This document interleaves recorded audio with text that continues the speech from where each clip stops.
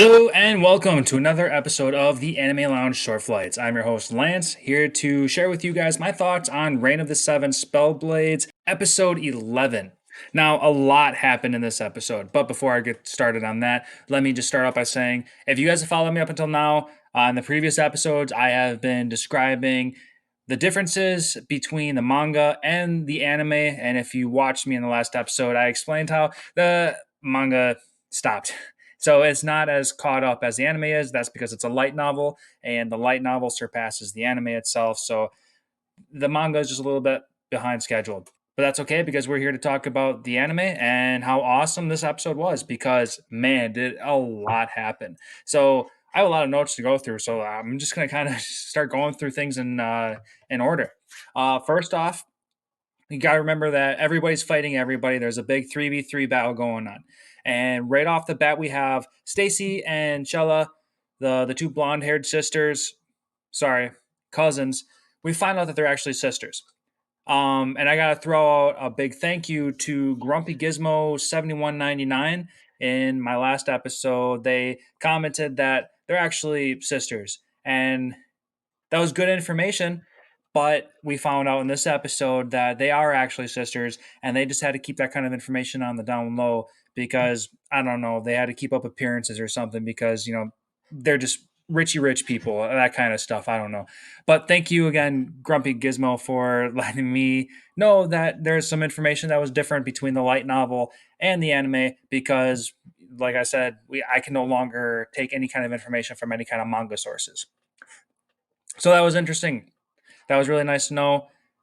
Yes, they're related, but they're even more related than we thought.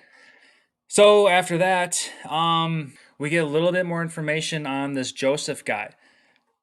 In the last episode, in the anime, we didn't quite hear that they called him Joseph. We knew him as Mr. Albright.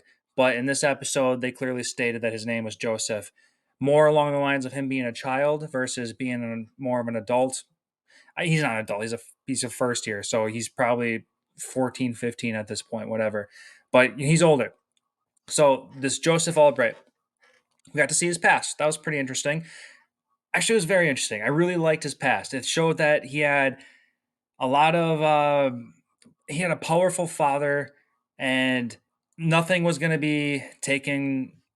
Like he, no was not an answer. Losing was not an answer, and he was still just a child and he was still learning playing games and playing chess against another person that he was easily beating was one thing, but then playing against that same person who lost enough times to finally be able to figure out a strategy and finally beat the person that's been beating her the entire time.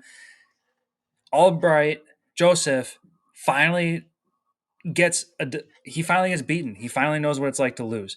And to him, it was pretty much nothing. He's like, man, I finally beat this woman for the longest time, and she finally got one up on me. And the dad had nothing to do with it. He zapped the shit out of him. He physically abused him because losing is not in this family's blood, which is pretty crazy. So not only was the physical abuse kind of concept a lot to take in, but the father also took care of the child and her family. So he just completely got rid of them.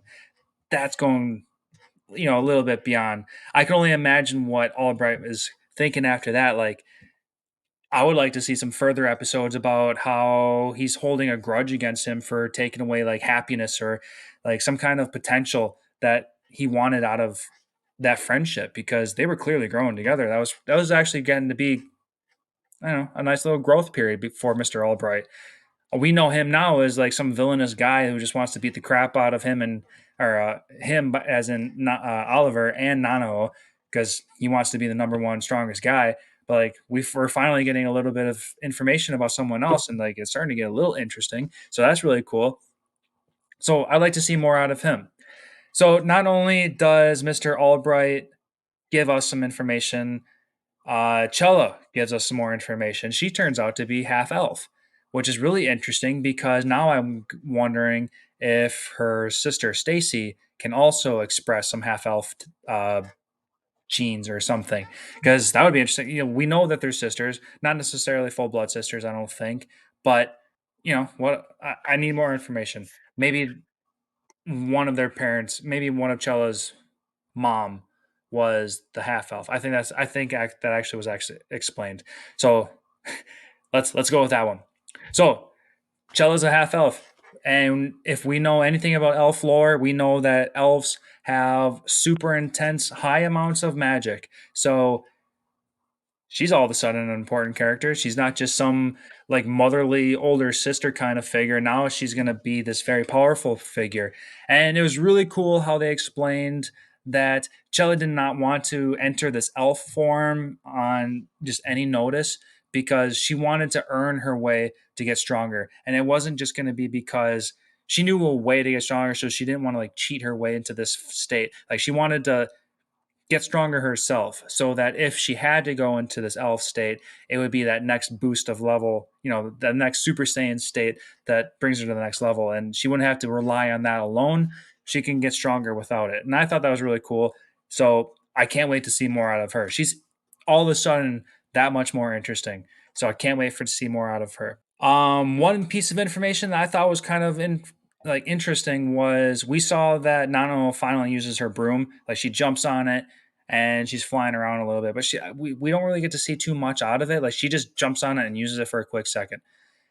This broom is supposed to be super important to Oliver's mom, and this is like the first time outside of just like I don't know, taking a dog out for a walk, just to represent the broom and Nano together because they just want to grow closer together. But this is the first time we're seeing something in action, and they kind of dropped the ball on how important this broom is to Oliver if we don't get to see the broom in action. So I kind of need to see more of this broom and how important it is if it was so important to his mom, and especially if the mom is supposed to be so important to the storyline, to Oliver, and to why he's doing everything that he's doing. So I needed to see more out of that. I feel like they skipped over a lot of stuff. So if anybody knows anything that comes out of the light novel, please leave a comment because I feel like something was missed.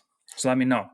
And then at the end, we had some post-credit scenes. There's some tentacle monsters that come out of nowhere and start taking people. Faye, Pete, and someone else. They mentioned that 3 people got taken, but all I can really remember right now is Faye and Pete. They're kind of the big ones. Someone else. But anyway, tentacle monsters appear and stuff's going wrong, and they need to go back to the school and get some help because something's going down. And now I'm interested in see what's going on. And the last bit of information is that Ophelia Salvadori, the one who can create like monsters inside her belly, whatever. She seems to be a little sus in this incident because also in this memory of like, hey, don't go exploring in this labyrinth because things are going to go wrong. Now things are going wrong. And now Oliver's like, oh yeah, I remember her telling me that, don't do this. So I want to know what's going on. That was this episode. A lot of information. Cannot wait until the next episode. If anybody's interested who doesn't already know, I looked on Google. Quite a few sites say that there's going to be 13 total episodes, so we have 2 episodes left out of this season. I don't know how we're going to conclude any kind of information in the next 2 episodes, but can't wait to see how they try to do that. This episode, like I was saying earlier, this episode had a lot of fun information, and I can't wait to see what happens next because, as we all know, as we conclude the ending of a season, things are just awesome. So how are they going to top this, and how are they going to continue the next bit of information? So stay tuned. And with all of that being said, let me finish by saying that every episode is brought to you by The Anime Show. So please go find them on Facebook and Instagram and follow everything they have to post because they post a lot of great information for all the upcoming seasons on anything anime related. And we got fall coming up. So, of course, there's 100 anime out there and all of them look amazing and they help you see what is coming up. So, with that being said, I'll see you guys next week.